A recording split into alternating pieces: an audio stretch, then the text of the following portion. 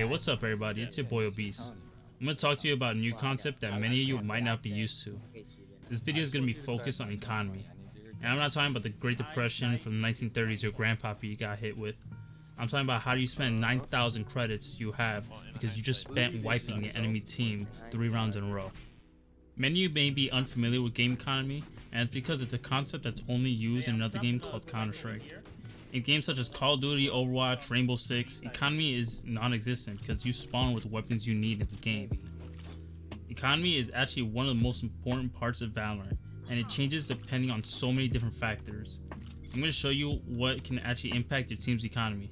And I said that right, your team's economy. This is something you need to learn in Valorant. Your money isn't just your money, it's your team's money. If you full buy one round while your team is saving, depending on if you win or lose, you alone can affect how next round goes. And you'll notice it when your team has rifles and you died, but all you have is a Spectre. So, gotta think about it real quick.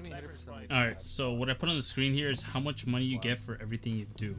Each kill you get will give you 200 credits. Planting the bomb will give your whole team 300 credits.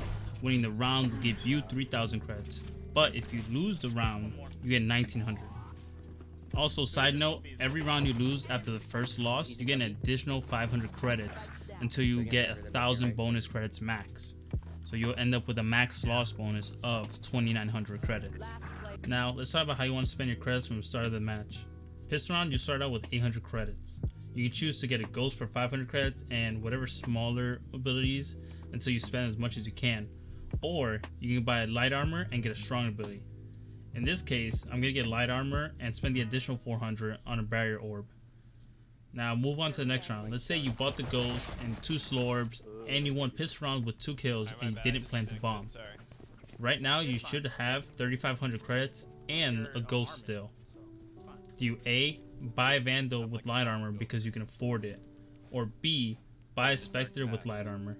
If you chose A, you're a risky player, and you need to realize if you die that round, you just wasted 3,400 credits, ruined your team's economy, and if you died and gave the enemy that Vandal, they possibly can win that round. If you chose B though, you made the smart choice, because win or lose, you have enough money to buy a Vandal, heavy armor, and abilities. Pro tip, if you're on defense side, the Marshal is one of the best guns you can get for second round.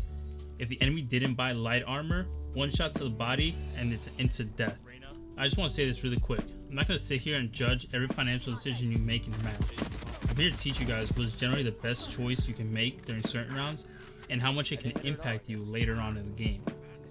Force buying a Phantom every round isn't a good idea, especially if only you can buy and the rest of the team can only afford to get Spectres.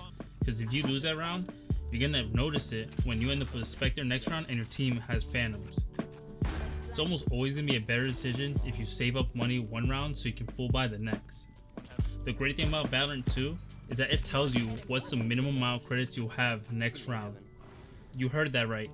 Valorant will tell you exactly how much money you have next round if you lose.